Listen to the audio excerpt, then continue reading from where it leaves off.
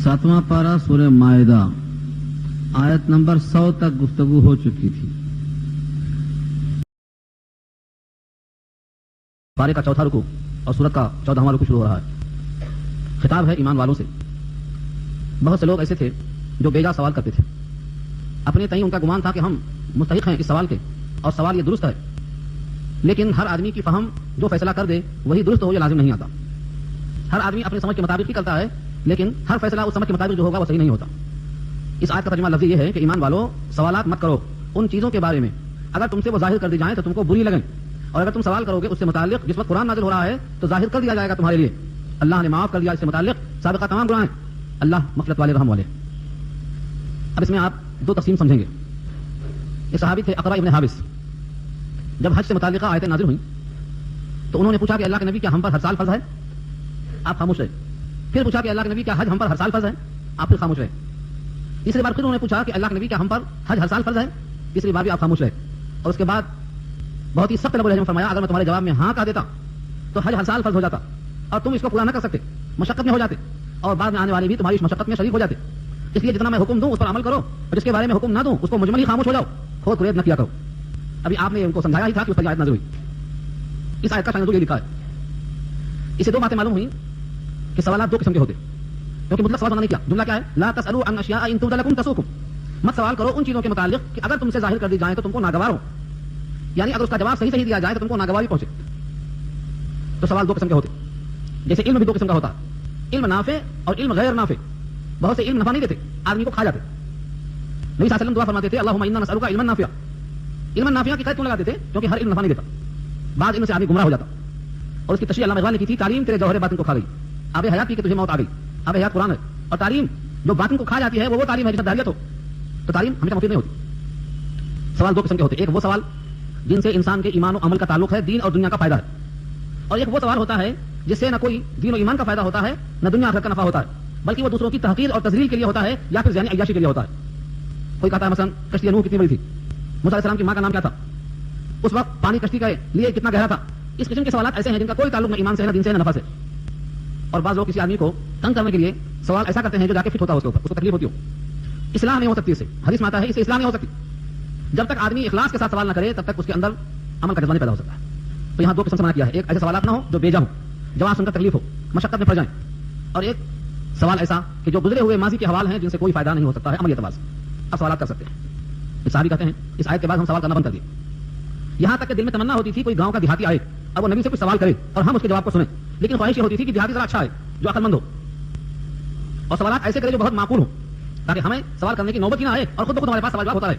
तो सहाबा को सवाल जवाब इतना इश्तियाक था, चुनांचे सहाबा के सवालात और हज़रत सल्लल्लाहु अलैहि वसल्लम के जवाबात, इन दोनों का मजमुआ एक किताब छप चुकी है, उर्दू ज़बान में आ चुकी है, ताकि मालूम हो जाए कि आका से सवाल कैसा कैसा किया गया और उसका जवाब दिया। कसरत से सवाल मना इस वास्ते भी किया गया, सूरह बकरा में आप पढ़ चुके हैं, हज़रत मूसा की तफसीली भाषा आ चुकी है। गाय ज़बह करो, हुक्म ये था, जो भी चाहते गाय ज़बह कर देते, हुक्म पूरा हो जाता। लेकिन गाय कैसी हो, उसका रंग कैसा हो, उसकी उम्र कैसी हो, उसके सिफात कैसे हो, ये सब पूछते गए। अब वैसी गाय मिलनी मुश्किल हो गई। कुरान ने खुद कहा अगर इंशाअल्लाह ना कर लिया होता तो कभी पूरा कर सकते थे वादे को, वही ना इंशाअल्लाह कहा तो अल्लाह ने पूरा कर दिया। तो पहली बात यहां से मालूम हुई कि सवालात वही करें जिसकी जरूरत और हाजत हो अमल में, अपनी जात के नफा के वास्ते सवाल करें। हाँ, इस सवाल की और भी किस्म है, वो ये है कि शागिर्दों को चेक करें कि किस लेवल में है ये, इनका मयार इल्म क्या है, इन्हें कहां से आगे बढ़ाया जाए। नबी सल्लल्लाहु अलैहि वसल्लम सहाबा किराम से सवालात ऐसा करते थे। एक मरतबा किताब इल्म बुखारी जिल्द अव्वल में रिवायत मौजूद है, आपने पूछा कि दरख्तों में से एक दरख्त है और वो दरख्त मोमिन के मुशाबे है, बताओ कौन सा दरख्त है। अब सहाबा दरख्तों को देखते और मोमिन को देखते, दोनों को टटोलते हुए चले गए दरख्तों में, जंगल में चले गए। कौन सा दरख्त हो सकता है जो मोमिन के मुशाबे है? मोमिन तो नफा देने वाला होता है, मोमिन सदाबहार होता है, मोमिन मुज़िर नहीं होता, मुफीद होता, तो कौन सा दरख्त है हो सकता? इब्न उमर रज़ी अल्लाह फरमाते हैं कि साहब जंगल में चले गए और मैं अपने घर में रहा, यानी दिमाग मेरा, मैंने कहा हो ना हो खजूर का दरख्त है ये। लेकिन उम्र में छोटा बच्चा था, मुझसे बड़े बड़े सहाबा मौजूद थे, उनकी उम्रें काफी थी, 70 साल 60 साल के लोग मौजूद थे, भला उनकी मौजूदगी में क्या जुबान खोलता, मैं खामोश रहा। थोड़ी देर में आपने कहा कि वो दरख्त खजूर का है। इब्न उमर कहते हैं मैं खुशी से उछल गया, आके अपने अब्बा से बताया हज़रत उमर से कि ऐसा सवाल हुआ, ऐसा मैंने सोचा और ऐसा नबी ने जवाब दिया। कहा प्यारे अगर तुमने जवाब दे दिया होता और उससे नबी को खुशी हुई होती, ये खुशी मुझको दोनों जहां से बेहतर होती। तो साबित होता है कि इल्म का इम्तिहान लिया जाना चाहिए, इसमें कोई खिफत की बात नहीं है। इल्म में कमी जाती सहाबा के दरमियान थी, अंबिया के दरमियान थी। इल्म की इंतहा तो अल्लाह के ज़ात के पास है, इला रब्बिक मुंतहा। तो इल्म की कमी जाती से कोई मनुष्य की जरूरत नहीं है, इल्म बढ़ता ही इसी तरीके से। अगर इल्म आप हासिल करना चाहते हैं तो सवाल और जवाब के बगैर आगे नहीं बढ़ सकते आप। मुल्क बे सियासत और माल बे तिजारत और इल्म बे बहस बढ़ता ही नहीं, बहस करते करते ही इल्म बढ़ता है, लेकिन शर्त यह है इखलास के साथ हो, इल्म के हुसूल का मकसद हो, दूसरों को कमजोर करना, ज़ज्ब पहुंचाना मुराद ना हो। तो हासिल ये हुआ उस वक्त से लेकर आज तक कि सवालात ऐसा मत करो कि अगर जाहिर किया जाए तो तुमको तकलीफ पहुंचे। اس کا مطلب نہیں کہ سوالات کرنے چھوڑ دو، سوالات کرو جس کا تعلق عمل سے ہو. اگر خود سوال کرتے شرم آتی ہے تو اپنے کسی ساتھی سے اس سوال کو کرواؤ. اس کی مثال لکھا ہے بخاری میں، حضرت فاطمہ حضرت علی کے نکاح میں، اور مسئلہ یہ پوچھنا ہے اگر کوئی بیوی کو چھیڑ چھاڑ کرتا ہے اور اس سے لذت کے بعد مزید خارج ہوتی ہے تو غسل واجب ہوتا کہ وضو واجب ہوتا؟ یہ پیشاب کے حکم میں ہے یا منی کے حکم میں ہے؟ یہ مسئلہ پوچھتے ہوئے حضرت علی کو شرم آئی تو مقداد بن اسود سے کہا کہ ذرا تم پوچھو. انہوں نے یہ سوال کیا نبی صلی اللہ علیہ وسلم سے، اب جواب دیا کہ یہ مزید جو ہے پیشاب کے حکم میں ہے، اس کا دھو لینا وضو کے بعد کافی ہے، وضو کرنے کے واسطے کافی ہے، غسل کرنے کی ضرورت نہیں. تو یہ عمل کرنے والے کا جذبہ یہ ہوتا ہے کہ سائل سے گزارش کرتا ہے آپ پوچھ کے بتاؤ. تو علم اگر ہے عمل کے لیے تو سوال کرنے میں کوئی حرج نہیں ہے، اور علم اگر تحقیق اور تزلیل کے لیے ہے، کسی کو زخم پہنچانے کے لیے ہے تو منع کر دیا گیا ہے. ایک علت اور منع کرنے کی وہ آگے آ رہی ہے. ایمان والوں سوال مت کرو، فضول سوال مت کرو ایسی چیزوں کے بارے میں، اگر ظاہر کر دیا جائے تم سے تو تم کو برا لگے، ناگوار لگے. وَإِن تَسْأَلُوا، اور اگر تم سوال کرو عنہا کسی مسئول سے متعلق، قرآمت باتیں ہی صحیح، حین ينزل القرآن، جس پر قرآن نازل کیا جا رہا ہے، یہ اس وقت کی بات ہے نزول قرآن جاری تھا 23 سال کے عرصے کے درمیان، تبدا لکم، تو تمہارے واسطے ظاہر کر دیا جائے گا. عفا اللہ عنہا، عفا اللہ عنہا، یہ اللہ کی طرف سے پیش کی معافی ہے، معاف کر دیا اللہ نے. صحابہ کرام کی یہ شان ہے کہ اللہ نے کئی مقامات پہ معافی مانگنے سے پہلے ہی معاف کر دیا، کیونکہ ان کے قلب کا امتحان اللہ نے لے لیا. عفا اللہ عنہا، اللہ نے ان کو معاف کر دیا. جیسا کہا تھا بدر والوں کے بارے میں، اعملوا ما شئتم قد غفرت لکم واللہ غفور حلیم، اللہ مغفرت والے اور حلم والے. یہ ہے اصل علت 102 نمبر کی آیت میں. قد سألها قوم، سوال کیا تھا اس سے پہلے کچھ لوگوں نے تم سے پہلے، ثم اصبحوا بها کافرین، پھر ہو گئے وہ انہی سے متعلق کفر کرنے والے. پہلے سوال کرتے، جب جواب مل جاتا تو بجائے ماننے کے اس کا انکار کرتے، یہ ان کی ہلاکت کی سبب ہو گئی، وجہ بن گئی. تو سوال کرنے والے سوال کریں تو اس نیت سے کہ جواب مرضی کے خلاف آئے گا تب بھی اور مرضی کے موافق آئے گا تب بھی، بہرحال عمل کریں گے. یہ ہے اصل شرط. ورنہ ہوتا کیا ہے، ہم تو لوگ سوال کرتے ہیں چیک کرو 1 سے 2 سے 3 سے 4 سے، جب تک مرضی موافق نہ آ جائے جواب پوچھتے رہو. اور جہاں کوئی مل گیا مرضی موافق بولنے والا، اب خوش ہو گئے، عمل کرو اس کے اوپر، موقع مل گیا. تو عمل کس طرح ہوا؟ جواب پہ عمل ہوا یا اپنی مرضی پہ عمل ہوا؟ مرضی کے موافق جواب آنے تک پوچھتے رہنے کا مطلب یہ ہے جواب عمل پہ نہیں ہوا. عمل اور جواب میں کیا ہے تھا؟ وہ پہلا ہی شخص جس سے سوال کیا گیا جو جواب دیا اس پر عمل کرنا چاہیے. اور اگر وہ معتمد علیہ نہیں ہے، اس کے علم پر آپ کو اعتماد نہیں ہے، تو سوال کرنے کا مقصد کیا تھا؟ اور اعتماد اگر ہے تو جواب پہ عمل میں تاخیر کیوں تھی؟ اس لیے فرمایا فَسَأَلَهَا قَوْمٌ مِّن قَبْلِكُمْ، اس سے پہلے سوال کیا ہے بہت سے لوگوں نے تم سے پہلے، ثُمَّ أَصْبَحُوا بِهَا كَافِرِينَ، پھر ہو گئے وہ اس کے ساتھ انکار کرنے والے. تو سوال کا جواب اس واسطے ہو کہ اس پر عمل کیا جائے. زکات کے مسائل اثر سے لوگ پوچھتے ہیں تاکہ زکات واجب نہ ہو، اس سے بچیں. اور جب تک کوئی ایسا نہ مل جائے کہہ دینے والا کہ ہاں اس شکل میں تم پر واجب نہیں ہوئی، تب تک پوچھتے ہی رہیں گے. یہ کیا ہے؟ کہ جواب کا انکار ہے. انکار جو بھی شکل ہے، اور انکار تو ہم نے عملی بہت چیزوں کا رکھا ہے. مثال کے طور پر نکاح ہے، نکاح ہمیں جو چیز عبادت ہے ان کو تو ہمیں فراموش کر دیا ہے، اور عبادت جو نہیں ہے جو رسم و رواج ہے اس کو ہم نے اپنا لیا ہے. کیوں؟ اس سے نفع ہوتا ہے ہمیں، اس نفع کے حصول کی خاطر. نکاح ہمیں کیا چیز ہے؟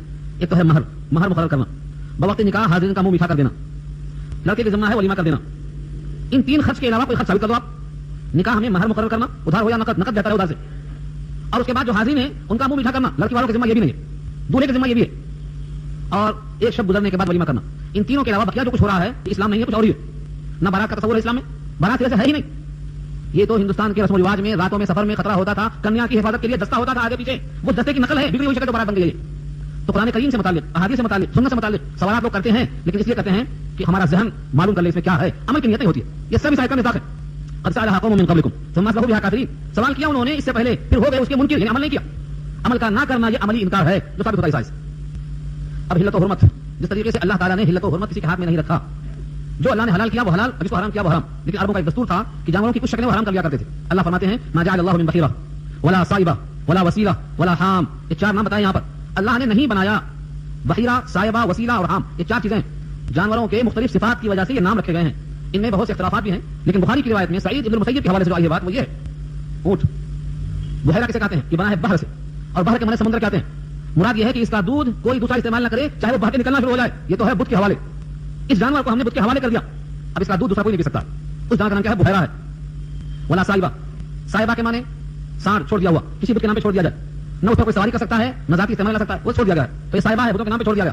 اور وسیلہ، وسیلہ کے معنی وہ جانور اونٹنی جو مادہ ہے جس نے مسلسل کئی بچے دیے ہیں مگر سب مؤنث، کوئی مذکر نہیں، ہر بچہ اسے پیدا ہوا تو مؤنث ہے، اس کا نام وسیلہ ہے. اور حام کے معنی نر اونٹ جس نے کئی جفتی کی ہے، اس کی خاص تعداد ہوتی ہے. یہ سب شکلیں بنا رکھا تھا ان لوگوں نے. تو بحیرہ، صائبہ، وسیلہ، حام، یہ سب اصطلاحیں اللہ کی بنائی ہوئی نہیں ہیں. اللہ نے ان کا دودھ، ان کی سواری، نر ہو یا مادہ، جفتی کم ہو یا زیادہ، یہ سب تمہارے واسطے حلال رکھا تھا، لیکن تم نے ان صفتوں کو لازم کر کے اس کو حرام کر لیا. مانو کیا ہوا؟ تم اپنی مرضی کے موافق حلال و حرام کیا کرتے ہو. اور جب بندہ اپنی مرضی کے موافق حلال و حرام کرتا رہے گا تو گویا وہ اللہ کے قانون کو نہیں مان رہا. ما جعل اللہ من بحیرہ، نہیں بنایا اللہ نے بحیرہ کو، یعنی مشہور نہیں ہے بحیرہ. ولا صائبہ، اور صائبہ بھی نہیں. ولا وسیلہ، وسیلہ بھی نہیں. ولا حام، اور حام بھی نہیں. ولكن الذين كفروا يفترون على الله الكذب، لیکن جنہوں نے کفر کیا وہ لوگ کہتے تھے اللہ پر جھوٹ. یہ اللہ پر جھوٹ کرنے کی شکلیں ہیں. کیا جس طرح سے وہ لوگ جھوٹ کرتے تھے اللہ پر اس زمانے میں جو چیزیں اسلام میں نہیں ہیں اور ہم اسلام سمجھ کر کرتے ہیں، کیا اس کے مشابہ نہیں ہے؟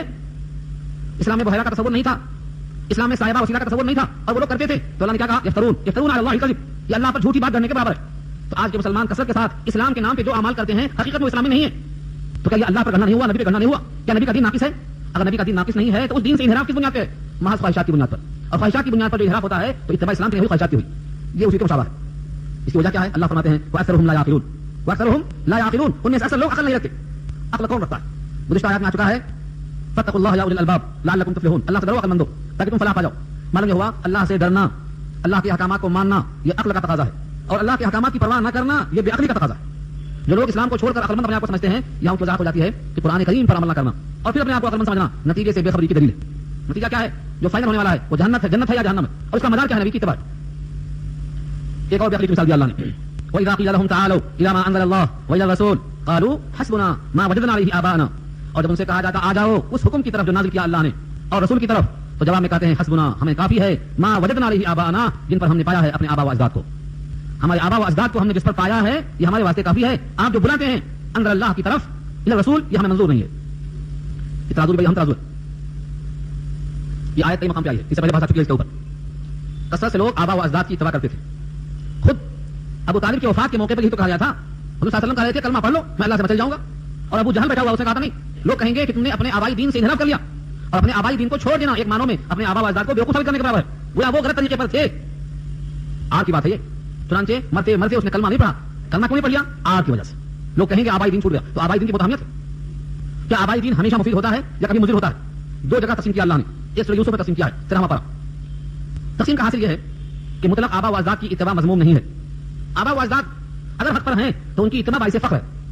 جیسے جلخانے میں یوسف نے کہا تھا وَاتَّبَعْتُ مِلَّةَ آبَائِي إِبْرَاهِيمَ وَإِسْحَاقَ وَيَعْقُوبَ. یہ فن کہاں سے آیا آپ کو خوابوں کی تعبیر کا اور اللہ سے قربت کا؟ تو کہا میں نے اتباع کی ہے, میرے آبا و اجداد کی اتباع کی ہے. ابراہیم میرے آبا و اجداد میں ہیں, یعقوب ہیں, اسحاق ہیں, ان کی اتباع میں نے کی ہے. تو کوئی نبی تھے, نبیوں والے کام ان کے پاس موجود تھے, ان کی اتباع کیا تو باعث فخر ہے. اس لیے مطلب نہیں کیا قرآن نے. ہاں یہ کہا اولو کان آباؤہم لا یعلمون شیئا ولا یہتدون. کیا اگرچہ ان کے آبا و اجداد کچھ نہیں جانتے تھے اور ہدایت پر نہیں تھے تب بھی ان کی اتباع کریں گے؟ یہ سوال کیا یہاں پر. اور دوسری آیت میں کہا گیا ہے اولو کان آباؤہم لا یعقلون شیئا. کیا ان کے آبا و اجداد بالکل عقل نہیں رکھتے تھے تب بھی اتباع کریں گے؟ اس آیت پر تعارض رکھا اللہ نے, تقسیم کر دیا کہ اگر آبا و اجداد علم رکھتے تھے, ہدایت پر تھے, عقل رکھتے تھے, فہم رکھتے تھے تو ان کی اتباع باعث فخر ہے. اور اگر آبا و اجداد کے پاس علم نہیں تھا, وہ خود بھٹکے ہوئے تھے, توحید سے غافل تھے, تو ان کی اتباع نہیں کی جائے گی. دیکھو ابراہیم نے اپنے باپ کی اتباع کیوں نہیں کی؟ ابراہیم پیغمبر ہیں, اللہ کے خلیل ہیں, خلق کا تاج ہے, اللہ کے خاص دوست ہیں, لیکن جب اپنے باپ کو دیکھتے ہیں کہ بتپرستی میں لگے ہوئے ہیں تو اپنے باپ کی اتباع نہیں کرتے. اور کیا کہتے ہیں یا ابتی لا تعبد الشیطان یا ابتی انی اخاف ان یمسک عذاب من الرحمن. تو باپ سے کہتے ہیں کہیں رحمان کی مخالفت میں شیطان کو چھونے لے آپ کو, کہیں عذاب نہ آ جائے آپ کے اوپر. باپ کو ڈرا رہے ہیں, دھمکا رہے ہیں. کیوں؟ دیکھ لیا کہ یہ باپ راستے سے ہٹے ہوئے. ان تینوں چیزوں کے درمیان میں ہمارے پاس ترازو آ گئی, وہ یہ ہے کہ آبا و اجداد کی مطلق تقلید نہ حرام ہے اور نہ ممنوع ہے اور نہ مطلق جائز ہے, بلکہ دیکھا جائے گا آبا و اجداد صاحب شریعت تھے, شریعت پر عامل تھے, تو ان کی اتباع باعث فخر ہے. اور اگر شریعت سے ناواقف تھے, گمراہ تھے, بھٹکے ہوئے تھے, تو ان کی اتباع جائز نہیں ہے. لیکن قرآن کا انداز دیکھو, قرآن نے یہ نہیں کہا کیا ان کے آبا و اجداد بھٹکے ہوئے ہیں تبھی اتباع کریں گے, نہیں ایسا نہیں کہا. کیوں؟ اس سے اشتعال پیدا ہوتا, غصہ پیدا ہوتا. ارے میاں تمہارے باپ جاہل تھے, غصہ آئے گا آدمی کو, برف کی طرح پگھل جائے گا. تو فرمایا کہ نہیں, انداز یہ ہو کہ اگر ان کے پاس صحیح راستہ نہیں تھا, صحیح راستے پر نہیں تھے, وہ خود شریعت سے واقف نہیں تھے, تو ان کی اتباع نہیں کی جائے گی. باپ دادا ہونا نہ برا ہے نہ مذموم, یہ دیکھنا ہے کہ صاحب شریعت تھے کہ نہیں تھے, علم والے تھے کہ نہیں تھے, ہدایت پر تھے کہ نہیں تھے, نبی کے طریقے پر تھے کہ نہیں تھے. کتاب دے دیا اللہ نے ہمارے پاس. اب کوئی شبہ نہیں ہے, ہر آدمی دیکھ لے اگر اپنے باپ کا عمل شریعت کے عین مطابق ہے تو باعث فخر ہے, باعث اتباع. اگر اس کا عمل نبی صلی اللہ علیہ وسلم کے طریقے سے ہٹا ہوا ہے تو ان کے لیے بھی استغفار کرے اور اپنے واسطے بھی سنت کا انتخاب کرے. یہ فیصلہ ہوتا ہے یہاں پر.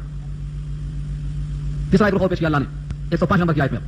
کچھ لوگ کہتے ہیں ہمیں کیا کرنا, کوئی بھٹکا ہے تو بھٹکنے دو, کوئی گمراہ ہے تو گمراہ ہونے دو, ہمیں تو اپنی فکر کرنا چاہیے. یا شیخ اپنا دیکھ, بھٹکے ہوں گے, آبا و اجداد کو نہیں معلوم تھا, ہدایت پر نہیں رہے ہوں گے, ہم سے کیا کرنا ہے, ہم کو اپنی فکر کرنا ہے. یہ بہت اہم مضمون ہے. یا ایھا الذین آمنوا علیکم انفسکم لا یضرکم من ضل اذا اهتدیتم. اس ٹکڑے کو آپ اگر ترجمہ لفظی کر کے سوچیں گے, سوچیے اے وہ لوگ جو ایمان لے آئے ہو, تم پر لازم ہے اپنی فکر کرنا. علیکم انفسکم, علیکم تم پر لازم ہے, انفسکم تمہاری اپنی ذات, لا یضرکم نہیں مضر ہے تم کو, نہیں نقصان پہنچائے گا تم کو, من وہ شخص ضل جو بھٹکا ہوا ہے, اذا اهتدیتم جبکہ تم ہدایت پر ہو. اس کا ترجمہ سر سے سامنے آ گیا, کیا سمجھے آپ اسے؟ یہی تو آئے گا, اپنی فکر کر لو, اپنی اصلاح کر لو. جو بھٹکا ہوا ہے اس کا بھٹک جانا ہمارے واسطے مضر نہیں ہے. یہ سمجھ آ رہا ہے؟ اور یہ بہت واضح طور پر سمجھ آ رہا ہے. اس آیت کو لے کر خطبہ دیا ہے ابو بکر صدیق رضی اللہ تعالیٰ عنہ نے. کنز العمال میں اس آیت کے ساتھ خطبہ موجود ہے. خطبے میں کیا فرمایا انہوں نے؟ کہا لوگوں تم تو یہ آیت کا ترجمہ پڑھ لیتے ہو اور خوش ہو جاتے ہو کہ اگر تم ہدایت پر ہو تو کسی کا گمراہ ہونا مضر نہیں, لیکن میں نے سنا ہے نبی صلی اللہ علیہ وسلم فرماتے ہوئے جب لوگ خداوند قدوس کی طرف بلانا چھوڑ دیں, برے کام پر ٹوکنا چھوڑ دیں, اچھے کام کا حکم کرنا چھوڑ دیں, تو اللہ تعالیٰ کی طرف سے ان پر وبال یہ ہوگا کہ برائی اتنی عام ہو جائے گی کہ اس برائی سے یہ خود نہیں بچ سکیں گے. برائی کا ماحول ایسا بن جائے گا کہ بچ نہیں سکیں گے اسے. اس لیے تم پر لازم ہے امر بالمعروف اور نہیں انل منکر کرتے رہو. مگر وقت آ جائے کہ تم دعائیں کرو اور قبول نہ ہو. اب آپ سوچتے ہو کہ عیسائی کے خلاف کیسے گیا, خطبہ بظاہر عیسائی کے خلاف ہو رہا ہے, مگر نہیں ہو رہا ہے. دیکھو تجزیہ کریں گے. دو لفظ یہاں, یا ایھا الذین آمنوا, اے وہ لوگ جو ایمان لے آئے, علیکم انفسکم، تم پر لازم ہے اپنی فکر کرنا، یعنی اولا اپنی فکر کرنا تم پر لازم ہے، ثانیاً بیوی کی، سارے سن بچوں کی، اس کے بعد ماں باپ کی، اس کے بعد پورے گھر والوں کی، اس کے بعد پورے خاندان کی، اس کے بعد شہر کی، اور اس کے بعد اپنے شہر سے آگے بڑھ کر پورے ملک کی فکر کرنا ہے. یہ تو بتائیے یہاں پر یہ تو نہیں کہا گیا ہے کہ تم اپنا جو چاہے کرو، سب کی فکر کرتے بیٹھو، سارے جہاں کا درد ہمارے جگر میں ہے، سب کی فکر اور اپنے سے بے خبر. تو پہلا حکم یہ ہے اپنی فکر کر لو. آگے جو کہا گیا جملہ لا یضرکم، تم کو مضر نہیں، من ضل، وہ شخص جو گمراہ ہو گیا، اذا اهتدیتم، جبکہ تم ہدایت پر ہو. نسائی کی روایت میں یہ ہے تم ہدایت پر اس وقت تک نہیں ہو سکتے ہو جب تک تمہارے اندر یہ صفت نہ پیدا ہو کہ تم داعی الی اللہ بنو. اذا اهتدیتم، تم ہدایت پر نہیں ہو سکتے ہو. کیوں؟ تم ہدایت پر ہونے کا مطلب تم قرآن پہ ہو، اور قرآن کریم میں سب سے پہلا حکم یہ دیا گیا ہے، صفات میں بتایا گیا ہے کہ تم داعی الی اللہ ہو، تم کو اللہ کی طرف بلانا ہے، برائیوں سے تمہیں روکنا ہے، اچھائیوں کا حکم کرنا ہے. تو اذا اهتدیتم کا جو لفظ ہے یہ شرط ہے، اس شرط میں وہ داخل ہے. چنانچہ روایت پڑھتے ہیں، آپ سنتے ہیں، تم میں سے کوئی شخص اگر برائی کو دیکھے کیا کرے، فلیغیرہ بیدہ، اس کو ہاتھوں سے بدل دے، برائی کو اچھائی میں تبدیل کرنے کی کوشش کرے. طاقت نہیں ہے تو زبان سے برا سمجھے، اتنی بھی طاقت نہیں ہے تو دل میں رکھ لے کہ جب قابل ہوں گا، موقع ملے گا اس کی اصلاح کروں گا. اور اب اتنا بھی جذبہ اگر نہیں ہے تو اس کے بعد ایمان کا کوئی ذرہ باقی نہیں ہے. یہ ترجمہ کس کا ہے؟ اذا اهتدیتم کی تشریح میں روایت لکھی ہے. خلاصہ کیا ہوا؟ تم حق پر ہو تو کسی کا گمراہ ہونا تم کو مضر نہیں، اور تمہارا حق پر ہونا مشروط ہے تم قرآن پہ ہو. اور قرآن کریم پر ہونے کا مطلب یہ ہے، قرآن کریم نبی صلی اللہ علیہ وسلم کی عملی تفسیر کا نمونہ ہے. یا ایھا الرسول بلغ ما انزل، جو نازل کیا گیا ہے پہنچانا ہے. یہ ہے امر بالمعروف. الی اللہ مرجعکم جميعا، اللہ ہی کی طرف تم سب کو لوٹنا ہے. یہ عقیدہ آخرت ہے. اکثر لوگ اس میں کمزور ہیں. ہمیں کہاں لوٹنا ہے وہ سمجھتے ہیں قبرستان لوٹنا ہے. کہاں لوٹنا ہے وہ سمجھتے ہیں کہ ہماری روح چلی جائے گی، جسم یہاں رہ جائے گا، قصہ ختم ہو جائے گا. لوٹنے کا مطلب یہ ہے کہ پرندہ جہاں سے آیا ہے وہیں واپس جائے گا، اور وہ اللہ کے پاس. جب اللہ کے پاس جائے گا تو اللہ کے سامنے کھڑا ہوگا، اللہ اس بندے کو دیکھیں گے اور یہ بندہ اللہ کو دیکھے گا. اور خوف خدا کی بنا پر اگر یہ مجرم ہے تو نگاہ اٹھا کر دیکھنے کی طاقت نہیں رکھے گا. وَلِمَنْ خَافَ مَقَامَ رَبِّهِ جَنَّتَانِ، جو رب سے ڈرتا ہے دو جنتوں کا حقدار ہوتا ہے. وَلِمَنْ خَافَ مَقَامَ رَبِّهِ، اپنے رب کے مقام سے ڈرتا ہے تو دو جنتوں کا حقدار بنتا ہے. تو اللہ کے پاس جانا یہ ہمارا سب سے بڑا مقصد ہونا چاہیے. ہم وہیں سے آئے ہیں اور وہیں جائیں گے. فَيُنَبِّئُكُم بِمَا كُنتُمْ تَعْمَلُونَ، بس وہ تم کو بتلا دیں گے جو تم کیا کرتے تھے. کیسے بتلائیں گے؟ تین شکلیں ہیں اس کی. جو تم کیا کرتے تھے یہ ختم ہو جا رہا ہے، سمجھ رہے ہیں؟ یہ ختم نہیں ہو رہا. جس طرح سے دولہا اور دلہن کی فوٹو شادی خانے میں ریکارڈ کی جاتی ہے اور بڑھاپے میں دیکھی جاتی ہے، سب بڑھاپے میں کھول کے دیکھتے ہیں، جوان تھے تو ایسا تھے، دلہن یہ تھی، ماما یہ تھے، خالو یہ تھے، سب کی شکلیں مسکراہٹوں کے ساتھ قلم بند ہیں. ٹھیک ایسے ہی اللہ نے اس زمین کو حکم دے رکھا ہے تم تیار کرو ان کی فوٹو. سورہ زلزال 35 میں ہے، کیا کہیں گے زمین سے؟ یومئذ تحدث اخبارها بان ربک اوحى لها، زمین سے کہیں گے پوری خبروں کو بیان کر دے. یہ زمین اپنی خبروں کو بیان کرنا شروع کر دے گی. ایک شکل تو یہ. اور سورہ بنی اسرائیل میں کہا گیا ہے اقرأ کتابک کفى بنفسک اليوم علیک حسیبا، اپنی کتاب جو تم نے لکھی ہے اسے خود پڑھ لے. ہر آدمی یہ کتاب لکھ رہا ہے، اس کا نام کتاب زندگی ہے. بچپن کیسا گزرا، کیا تعلیم حاصل ہوئی، کہاں کہاں بیٹھا، کس کے پاس گیا، کیا زبان سے نکالا، کیسی کیسی حرکتیں کیا اس زمین پر، یہ سب کتاب تیار ہو رہی ہے. اس کا نام ہے زندگی کا کارنامہ حیات ہے. یہ اللہ تعالیٰ ہر بندے کو دے دیں گے. اپنی کتاب پڑھ لے. اقرأ کتابک کفى بنفسک اليوم علیک حسیبا. یہ دوسری شکل ہوتی ہے. اور کچھ چیزیں وہ ہیں جو نہ فرشتہ لکھ سکتا ہے نہ ہماری حیات میں آ سکتی ہے، وہ ہے غلط برے خیالات جو دل میں عمل کر پہ آتے ہیں. اللہ فرماتے ہیں ان کو ہم ظاہر کریں گے. وَنَعْلَمُ مَا تُوَسْوِسُ بِهِ نَفْسُهُ، اس کو ہم جانتے ہیں. فرشتہ کتنا لکھے گا؟ جو آپ کرتے ہیں فرشتے وہی لکھتے ہیں. یعلمون ما تفعلون، تم جو کرتے ہو وہ لکھتے ہیں، لیکن ہم وہ ظاہر کریں گے جو تم دل میں خیال رکھتے ہیں. ان تمام چیزوں کو ہم ظاہر کر کے رکھ دیں گے. یہ ہے فَيُنَبِّئُكُم بِمَا كُنتُمْ تَعْمَلُونَ. اس کے بعد ایک واقعہ پیش آیا طویل آیت میں، اس مضمون کو پیش کیا گیا ہے. اگر کسی آدمی کو موت قریب ہو جائے، محسوس ہو کہ ابھی بچے گا نہیں، تو اس کے واسطے وصیت کا حکم دیا گیا ہے. اس وصیت کا درجہ یہ ہے کہ وہ 1/3 مال میں نافذ ہوگی. وصیت کو بدل دینے والے گنہگار ہوں گے. وصیت پر 2 گواہ کو بنانا چاہیے. یہ سب مضمون بتایا گیا ہے. کیوں؟ اللہ تعالیٰ کی نگاہ میں مرنے والے کی وصیت، مرنے والے کے الفاظ اتنے اہم ہیں، وہ چاہتے ہیں کہ اس کی مرضی کے موافق اس کا متروکہ مال تقسیم ہو. یوں تو اللہ نے مال کی تقسیم اپنے پاس سے متعین کر دی ہے، لیکن اگر کوئی وارث کے علاوہ کو دینا چاہتا ہے تو 1/3 تک اس کی گنجائش رکھا ہے اللہ نے. پھر ترجمہ دیکھ لیجیے طویل آیت ہے. یا ایھا الذین آمنوا، اے وہ لوگ جو ایمان لے آئے ہو، شہادت بینکم، تمہارے درمیان گواہی کا مقرر کرنا مناسب ہے. شہادت بینکم، تمہارے درمیان گواہیوں کا ہونا. کب؟ اذا حضر احدکم الموت، جب حاضر ہو جائے تم میں سے کسی کے پاس موت. حین الوصیتی، جب وصیت کرنے لگے. اثنان ذوا عدل منکم، 2 ہوں عدل والے تم میں سے. 2 ایسے آدمی ہوں جو عدل والے ہوں، یعنی ان کے اندر اللہ نے کامل الضبط بنا رکھا ہو. عادل کسے کہتے ہیں؟ جو باتوں کو بدلتا نہ ہو، ہیرا پھیری نہ کرتا ہو، جیسا سنا ویسا ہی نقل کرنے پر قادر ہو. اور منکم کی شرط سے نکل گئے غیر مسلم. ایسے موقع پر منکم کا مطلب تم میں سے ہو، یعنی مسلم ہو. اگر اتفاق سے مجبوری یا دوسرے انسان ہو جو تم میں سے نہ ہو، من غیرکم، تمہارے علاوہ میں سے ہو. ان انتم ضربتم فی الارض، اگر ہو تم سفر کرتے ہوئے زمین میں. ضربہ کا صلہ جب فی آتا ہے، ضربہ کے ساتھ الارض آ جائے تو معنی سفر کرنا. میں نے عرض کیا تھا اس سے پہلے، ضربہ کے معنی مطلق مارنے کے آتے ہیں، الضارب مارنے والا.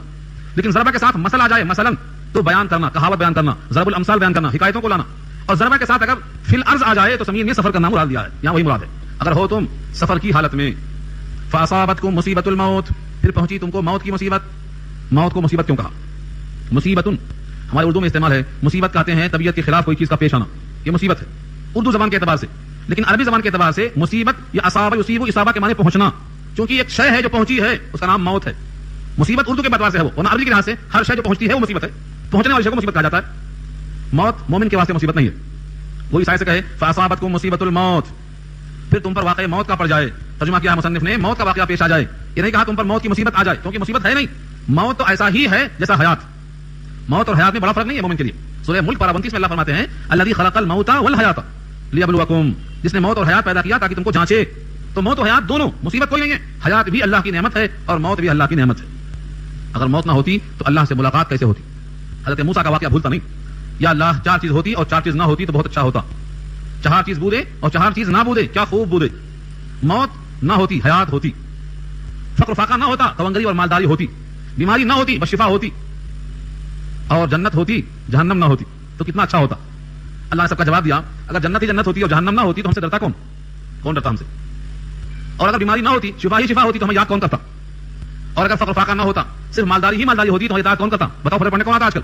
فجر پڑھنے وہی آتا ہے جو صبح سبزی منڈی جانا ہے کمانے کے لیے، ورنہ اتوار آ گیا تو ماشاءاللہ 9 بجے تک سونا ہے، کون اٹھتا فجر کی نماز کے لیے؟ غریب اٹھتے ہیں۔ تو یہ سب شکلیں اللہ تعالیٰ کی طرف سے، نہ موت بری ہے نہ حیات بری ہے، جنت اور جہنم اللہ کا انتظام رکھا ہے اللہ نے، یہ سب بندوں کے واسطے ہیں تاکہ بندے جہنم کے خوف سے اللہ کی طرف مائل ہو جائیں۔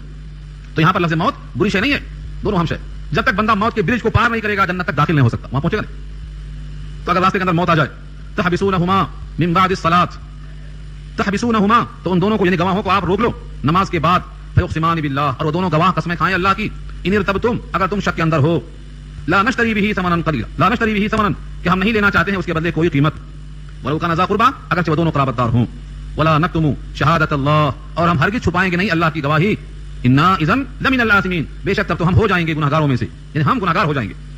اس آیت سے یہ معلوم ہوا، اس سفر میں ایک واقعہ پیش آیا تھا، سفر میں ایک واقعہ پیش آیا تھا، ایک صاحب بیمار پڑ گئے، اندازہ ہوا کہ ہم بچیں گے نہیں، تو انہوں نے اپنے ساتھیوں میں سے 2 کو پکڑا اور کہا یہ مال میرے ورثہ کے حوالے کر دینا، اور یہ مال کی چٹھی ہے لکھ دیا، لکھ کے چٹھی اس میں ڈال دیا، بتایا نہیں کہ چٹھی اس میں ہے، خالی مال باندھ کے دے دیا، اس مال میں چٹھی بھی ہے اس کا ذکر تک نہیں کیا۔ ان لوگوں نے لا کے مال کو واپس دے دیا جس کا تھا وہ، انہوں نے کھولا تو چٹھی نکلی اور چٹھی میں فہرست نکلی، اس کے مطابق پورا مال موجود تھا، ایک گلاس چاندی کا غائب تھا، چاندی کا ایک گلاس غائب تھا۔ اب انہوں نے کہا کہ وہ گلاس کہاں ہے؟ ہم کو تو نہیں معلوم، جو سامان تھا لا کے دے دیے، ہمیں نہیں معلوم، قسم کھا لیا اللہ کی ہم کو نہیں معلوم۔ اس کے بعد اتفاق سے وہ گلاس مکے میں کسی دکان پر سے لانے کا دعویٰ کیا، ان میں سے ایک آدمی نہیں جو سفر میں تھا، فلاں مقام سے میں نے خریدا ہے۔ اللہ کی طرف سے یہ حکم تھا کہ جس کا یہ مال تھا ان وارثوں میں سے کوئی کھڑا ہو کر قسم کھائے کہ نہیں یہ گلاس تو ہمارا ہے اور ہماری قسم زیادہ حقدار ہے تمہاری قسم کے مقابلے میں، کیونکہ تم دعویٰ کر رہے ہیں کہ ہم نے خریدا ہے، اور دعویٰ کرنے والے کو 2 گواہ چاہیے خریدنے پر، اور ہم کہتے ہیں تم نے نہیں خریدا ہے تو ہم نے نفی کی ہے، ہماری قسم کا اعتبار کرنا پڑے گا۔ یہ ہے یہ مضمون جو چلا جا رہا ہے آپ کے سامنے۔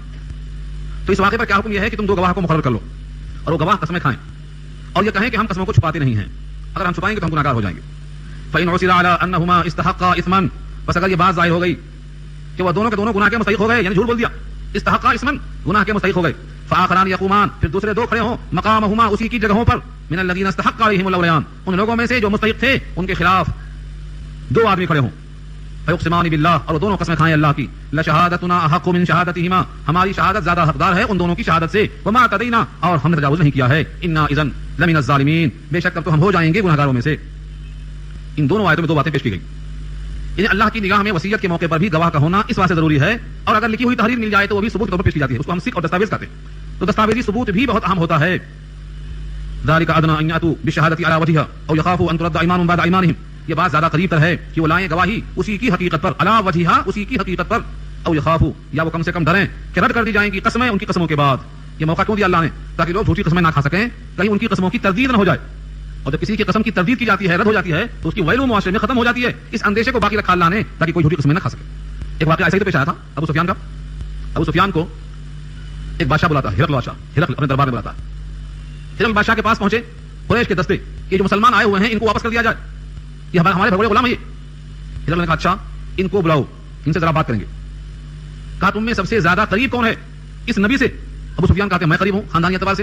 کہا ٹھیک ہے ان کو آگے بٹھاؤ، سب سے آگے ان کو بٹھایا اور ان کے ساتھیوں کو ان کے پیچھے بٹھا دیا تاکہ اشارہ نہ کر سکیں، شکل نہ دیکھ سکیں، اور یوں کہا دیا کہ ہم ان سے سوال کریں گے ترجمان کے طفیل میں، ترجمان کے ذریعے سے بات کریں گے، اگر یہ کہیں غلطی کریں تو پیچھے والے تم لوگ مجھے اشارہ کرنا کی غلط بول رہے ہیں۔ ابو سفیان کہتے ہیں ایک موقع آیا جھوٹ بولنے کا، لیکن دل میں خیال ہوا کہ ایسا نہ ہو میں یہ غلط بول دوں اور پیچھے والے بادشاہ کو بول دیں کہ یہ غلط بول رہا ہے، تو بادشاہ کے سامنے وہ پورے قائد کا کردار سامنے آ جائے گا، اس خوف سے میں غلط نہیں بول سکا، جھوٹ نہیں بول سکا، حالانکہ ایک موقع آ گیا تھا کہ یہاں پر میں جھوٹ بول سکتا تھا، یہ روایت بخاری میں کتاب الوحی کے اندر موجود ہے. اب آپ سوچتے ہوں گے کہ وہ سوال کیا تھا, وہ جواب کیا تھا, وہ سنایا جائے. یہ متعلق یہاں پر نہیں ہے سوال جواب, لیکن تھوڑا سا سناتا ہوں اس میں سے, نہیں تو آپ کہیں گے بالکل کاٹ دیا. ابو سفیان سے پوچھا ہرقل بادشاہ نے, جو تمہارے درمیان نبی ظاہر ہوا ہے وہ خاندانی لحاظ سے کیسا ہے, خاندان کیسا ہے؟ انہوں نے کہا پورے مکے میں سب سے بڑا خاندان والا, کیونکہ سب میں چھائے ہوئے قریش تھے, بنی ہاشم تھے, اور بنی ہاشم کا یہ فرد ہے سب سے بڑا. کہا کبھی جھوٹ بولا ہے اس شخص نے؟ کہا نہیں. اس دعوی نبوت سے پہلے کبھی جھوٹ بولا؟ کہا نہیں. اچھا, اس کی اتباع کرنے والے کمزور لوگ ہیں کہ مالدار لوگ ہیں؟ کہا کمزور لوگ ہیں. کہا دن بدن گھٹتے ہیں کہ بڑھتے ہیں؟ کہا بڑھتے ہیں. کہا بھی تم نے ان سے جنگ ہوئی؟ کہا ہوئی جنگ. نتیجہ کیا رہا؟ کہا کبھی وہ غالب کبھی ہم غالب. ڈول کتنا ہوتا, ڈول جو کنویں میں ہوتا ہے ایک نیچے جاتا ہے ایک اوپر جاتا, پھر نیچے والا اوپر جاتا, اوپر والا نیچے جاتا, ڈول کتنا ہے. یعنی بدر میں کیا ہوا, وہ غالب ہوئے, اور بعد میں ہم غالب ہوئے, یہ بولنا چاہ رہا. اس کے بعد یہ جملہ پوچھا کبھی تم سے معاہدہ ہوا, بدعہدی ہوئی؟ انہوں نے کہا یہ موقع تھا جھوٹ بولنے کا, لیکن خیال ہوا کہ پیچھے والے کہیں گے کہ دیکھو جھوٹ بولا ہمارا قائد, ان کے خیال سے میں جھوٹ نہیں بول سکا, ورنہ بولنا چاہ رہا تھا یہ کہ اب تک تو نہیں کیا ہے, لیکن اب ایک مدت ہمیں ان کی درمیان صلح کی طے ہو گئی ہے, اب پتہ نہیں وہ کیا کرنے والے ہیں, نہیں معلوم کیا ہونے والا ہے. تو خلاصہ یہ ان کا سوال جواب بڑا دلچسپ تھا. سوال کیوں کیا؟ انہوں نے کہا دیکھو ہر نبی بڑے خاندان میں آیا, ہر نبی بڑے خاندان میں آیا, اور جو بندوں پر جھوٹ نہیں بولتا وہ اللہ پر جھوٹ کیسے بول سکتا؟ اور جس کی اتباع غریب لوگ کرتے ہیں, شروع سے ہمیشہ طریقہ رہا ہے کہ نبی کی اتباع کرنے والے غربا ہی رہے ہیں. تعداد کا بڑھتے رہنا علامت یہ ہے کہ ان کے دل میں جو ایمان جذب ہو جاتا ہے تو وہ نکلتا نہیں ہے. تاریخ یہ بتاتی ہے ہماری. اور حکم کیا کرتے ہیں تو وہاں کا صدق کا, امانت کا, وفاداری کا, نمازوں کا, یہ سب ہم کو حکم دیتے ہیں. کہاں سابقہ نبیوں کا حکم ایسا ہی ہوا کرتا تھا. اور بھی سوال جواب کیا طویل وہاں پر.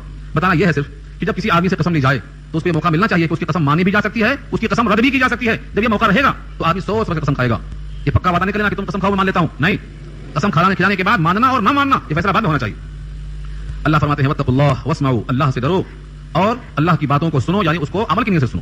واللہ لا یہدی القوم الفاسقین, اللہ ہدایت نہیں دیتے فاسق قوموں کو. جو لوگ گمراہ ہو جاتے ہیں اور فسق و فجور میں لگ جاتے ہیں ان کو ہدایت نہیں ملتی ہے. اس آیت کا کیا مطلب ہوتا ہے عام طور سے؟ یعنی اگر کوئی شخص جان بوجھ کے جھوٹی قسم کھاتا ہے, جھوٹی قسم جان بوجھ کے کھا رہا ہے, یہ مال نہیں ہے میرا, پھر بھی قسم کھا رہا ہوں کہ میرا مال ہے, تو یہ فسق کہلاتا ہے. اور ایسے فاسق کو اس معاملے میں اب ہدایت نہیں مل سکتی. یعنی جان بوجھ کر جو حق کو رد کر دے گا اور حق کو ٹھکرائے گا, حق کو جھٹلائے گا, اس کی ہدایت کیسے ہو سکتی ہے؟ ان دونوں آیتوں کا حاصل یہ ہے کہ وصیت میں اور مال میراث میں اور گواہوں کے ساتھ قسم کھانے اور کھلانے میں ہمیشہ اللہ سے ڈرنا چاہیے. نہ جھوٹی قسم ہو, نہ وصیت جھوٹی نافذ کی جائے, اور نہ گواہوں کو حق بنتا ہے کہ ہیرا پھیری کریں. یہاں تک اللہ نے تحفظ فرمایا ہے ہر میراث کے مال کی بھی اور گواہوں کی بھی. اس لیے ہم پر لازم ہے کہ ہم ہمیشہ اپنا احتساب کرتے رہیں کہ ہمیں اللہ کے پاس پہنچ کر حساب دینا ہے. یہاں پر رکوع مکمل ہوا. اب آخری رکوع بچتا ہے سورہ مائدہ کا, اور اس آخری رکوع میں آخری 2 رکوع ہیں. ان 2 رکوعوں میں قیامت میں کیا حال ہوگا اور رسولوں سے کیا سوال جواب کیا جائے گا, ان تمام کو پیش کیا گیا ہے تاکہ ظاہر ہو جائے جب رسولوں کا یہ حال ہو سکتا ہے سوال جواب کی شکل میں, تو عام لوگوں پر حال کیسا طاری کیا جائے گا. تو یہاں سے انشاءاللہ یوم یجمع اللہ رسول سے گفتگو آئندہ ہوگی. ہاں, ہمارے ساتھی کی خواہش یہ ہے کہ خلاصہ سناؤ. خلاصے میں کیا ہوتا ہے, یاد ہو جاتا نہیں تو بھول جاتا. پہلی بات یہ ہوئی تھی پہلی آیت میں کہ سوال بے جانا کرو, سوال وہی کرو جو تمہاری حاجت ہے, جسے دین دنیا کا فائدہ ہو, عمل کا فائدہ ہو. سوال بے جانا ہونا چاہیے. دوسرے, اپنی طرف سے کوئی حلال و حرام کا فیصلہ نہ کریں, حلت و حرمت اللہ کے ہاتھ میں ہے. جو جانوروں کے اندر بھی کسی قسم کی تفریق کرتے ہیں حلت و حرمت کی, وہ غلط حقیقت یہ اللہ کے شریعت تبدیلی کرتے ہیں. اور تیسری بات کہی گئی ہے یہاں پر کہ آبا و اجداد کی مطلق تقلید نہ جائز و مستحسن ہے اور نہ ممنوع ہے. یہ دیکھا جائے گا کہ اگر وہ صاحب شریعت تھے اور ان کا عمل سنت کے مطابق تھا تو ان کی اتباع باعث فخر ہے, اور ان کا عمل سنت سے ہٹا ہوا تھا تو ان کی اتباع باعث فخر نہیں ہے, بلکہ ان کی حق میں دعائے خیر کرنا واجب ہے. تیسری بات کہی گئی ہے کہ تم پر لازم ہے کہ اپنی فکر کرو. گمراہوں کا گمراہ ہونا تمہیں مضر نہیں ہے, بشرطے کہ بس اپنی طاقت کے موافق تم ان کی اصلاح میں لگے رہو. یہاں سے لکھا ہے فقہاء نے کہ جو عالم خاص طور سے فرض عین سے فارغ ہو اور فرض کفایہ کو ادا کرنے کی صلاحیت رکھتا ہو, اس پر لازم ہے کہ دوسروں کی فکر میں بھی لگے. اور آخری بات عرض کی گئی ہے کہ اگر سفر کا موقع آ جائے اور وہاں تمہارے اپنے گواہ بھی نہ مل سکیں تو کیسے بھی تمہیں 2 گواہ مقرر کرنا ہے تاکہ وصیت کے مطابق مال ورثہ کے حوالے پہنچ جائے. اور یہاں اگر جھوٹی قسمیں کھانے والے پہنچیں تو ورثہ میں سے کوئی سچی قسم کھائے کہ میں زیادہ حقدار ہوں اس قسم کا, اور یہ مال دستاویز کے مطابق ہم کو ملنا چاہیے. یہاں پر بات ختم ہو جاتی ہے. اللہ تعالیٰ عمل کرنا آسان فرمائے.